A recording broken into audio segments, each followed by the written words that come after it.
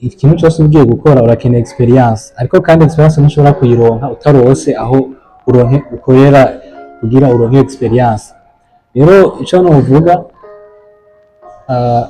situ nka twebwe nk'abajene nk'abantu two turasoza amashuri ko twokora cyane bibaye ngombwa bigasaba nyine ugasatira rwose nyimba akaronka je niga mu gisata kijyanye n'ibintu by'amahinguriro nkatigita rwose nkaraba dufate imbaraga injeniyeri kanaka ukababaza bibaye ngombwa ukabaza rwose kugira uronke ubumenyi. Sino hoho gumye ko nyine ukaguma uraba gusa bijya byene byo mu ishure bijya ushobora kuronka amanota menshi mugabo connaissance atari kirenga. Umwe nigeze kubisigura neza avuga ko ikintu ca uwo mudokiteri yaduha akaroro kuri pizza ugatana pizza kari serika uciye mu parti butoya ati hajya usanga nka bigiro hamisha mwishuri atana enkare irimo ubwo ico gihande cyose gisigaye nibyo uzorondera ubwiwawe nyene ubwa nyimba tuza kurondera nyene experience kandi ubuzima ntikigira bworo usaba gukora ukaraba mu buryo bwose ugatigita mu nzira zose zishoboka.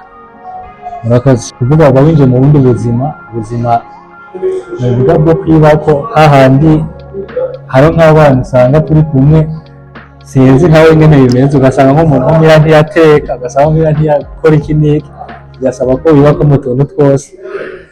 Ni kuvuga ni experience nayo ni experience mu buzima kandi nuvuga ko ibi ikenewe iri interesa rwose. Ego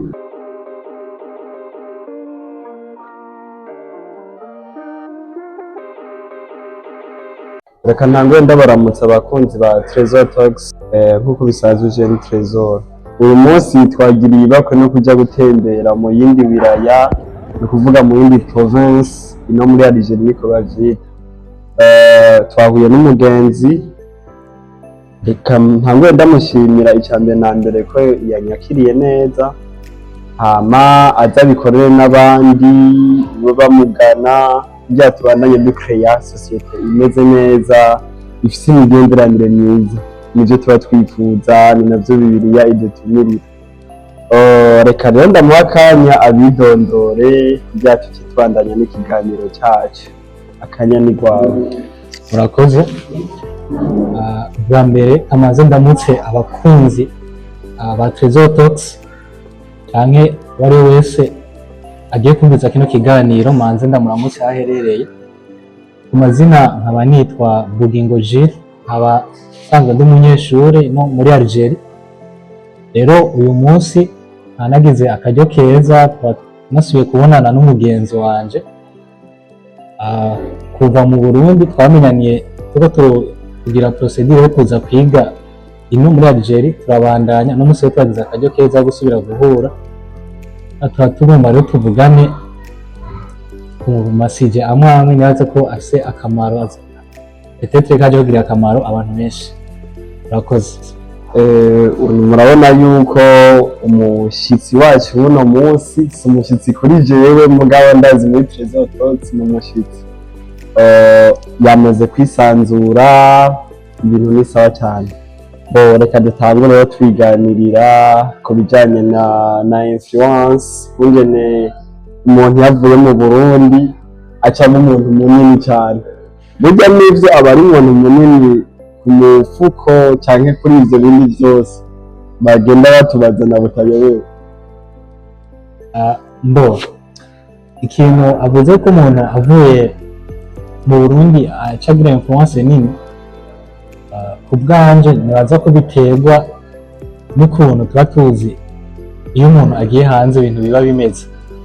D'abord ukiri mu Burundi reka nivuge ko nka twebwe tw'abanyeshure jewe na mugenzi wanje akaronka ubu tuba tuzi ko hariho itandukaniro rinini.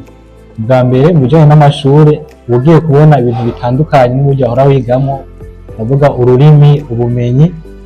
Rero gace biterwa n'ivyo abantu baba baje bakubwira abo mwaramuvugana uravye ibintu uriko uramenya uburyo uriko uraronka ubumenyi bigatuma sinivuga ko bituma wiyumva ahubwo bituma abandi babikubwira gace bituma rero nawe usanga rimwe nawe utangiye kuzuriyumva nko kumengo harimo akantu.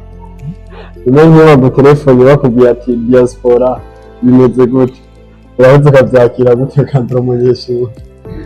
nk'iyo akubwiye ako n'akantu kandi gakunda no gushika kenshi abwira ati diaspora antuka utaravye umuntu kumubwira kuko icambere ntiwoca uja kuvuga ibintu vyinshi d'abord mu diaspora nyene gusa nawe umwitinya kandi ntiwoca umusigurira ivyo bintu ndiko ndiga ndiko ndagira nte jise nyene murabandanya iyo sije ahubwo kayivuga ko buke bukura nyene.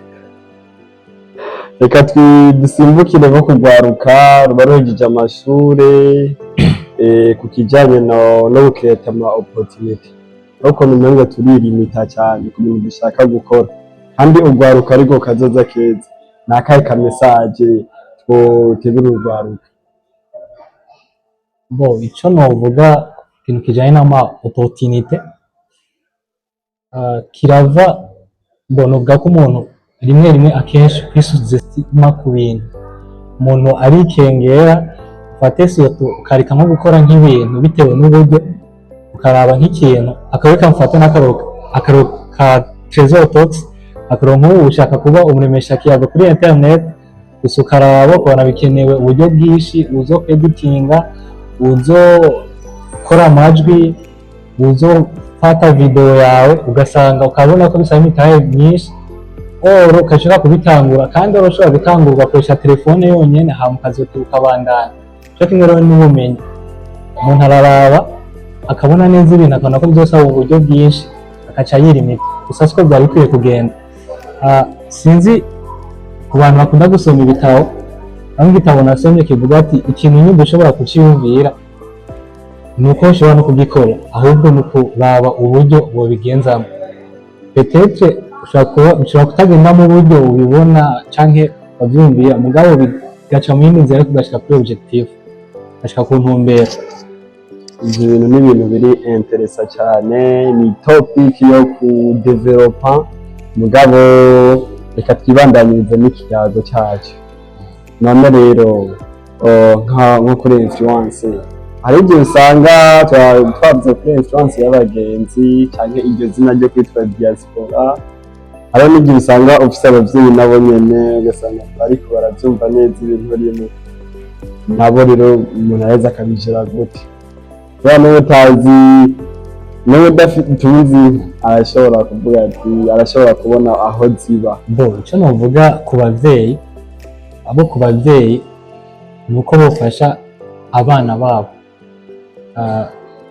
Ikibazo si ukuvuga ngo ivyo agomba gukora canke influence kanaka, ikintu harimwo ahubwo ukaraba yuko harimwo equilibre mu bintu byose, harimo uburinganire yuko nimba ikintu kanaka ariko arashaka gukora ukaraba ko harimwo equilibre ku buryo bakeneye suivi abana bagakurikirwa neza, kuko nimba fate ashaka nko kuja mu bintu byo kuririmba cyangwa ibiki gusa ukaca usanga bimutwara nk'umwanya wo kwiga. Wowe tubazi yuko abavyeyi bose bipfuriza neza abana babo kandi baba bashaka ko muri kariyeri yabo babandanya batera imbere. Rero no kuvuga abavyeyi icyo novuga nuko gusa bofasha abana babo bakabaho equilibre mu bintu byose bagakurikirwa neza. Nico numva noterera kuri iyo sije. Apara y'ivyo turazi yuko abajene muri no minsi dukenera iyindi pratique yo ku ruhande apara bino bintu vyo mu ishure kugira ngo dushobore kwiyaranja mu buzima bwa misi yose, kandi tukaba tuzi yuko abantu duhejeje amashure kenshi atakintu tuba tuzi ku bijyanye n'ubuzima bwo hanze. Ni ikihe kintu wobarira abanyeshuri baba bariko baraheza amashure ubu kugira ngo bibandanye biborohereza buke buke kwiyontegera mu buzima bwo hanze na cyane cyane kure y'abavyeyi? Ku kijanye na experience nibaza ko mu bintu byose experience irakonta gose. Ikintu cyose ugiye gukora urakeneye experience, ariko kandi experience ntushobora kuyironka utarose aho ukorera kugira uronke experience. Rero ico novuga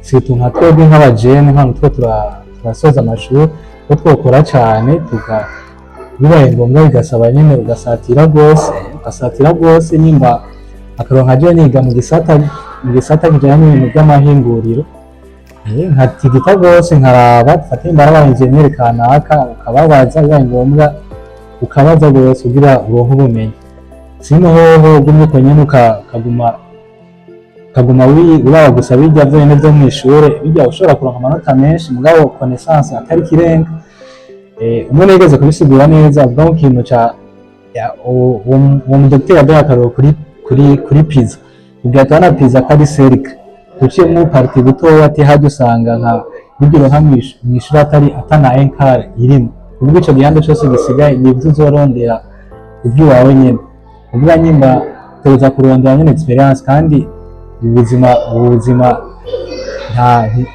ntikigera bworoha bisaba gukora ukaraba mu buryo bwose ugatigita mu nzira zose zishoboka. Murakoze.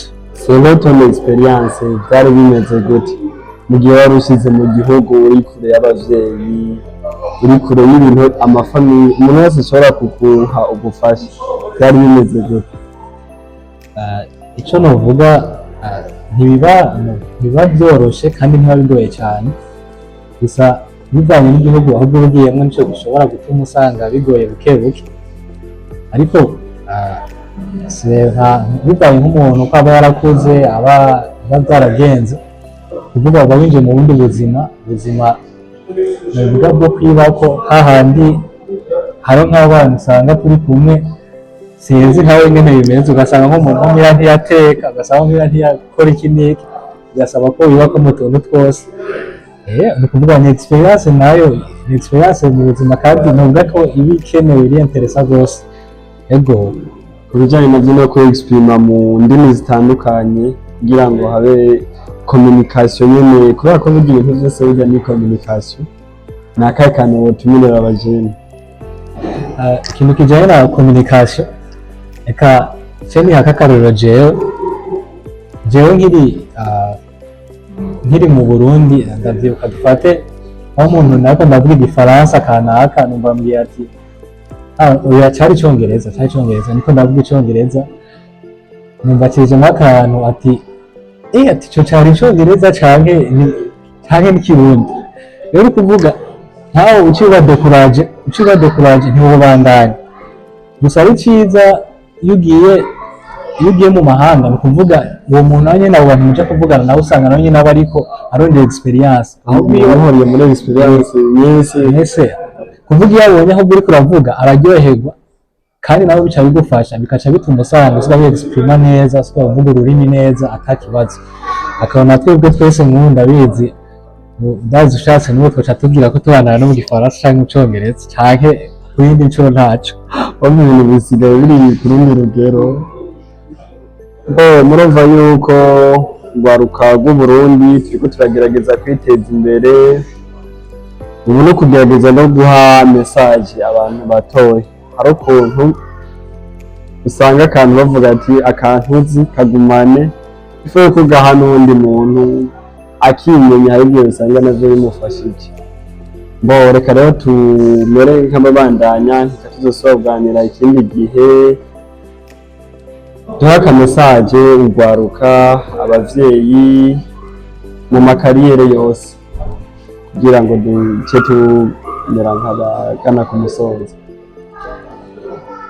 Icyo novuga si ku bajene mu gukura amaboko mu mpuzu tugakora tukagerageza tugashyiramo ishaka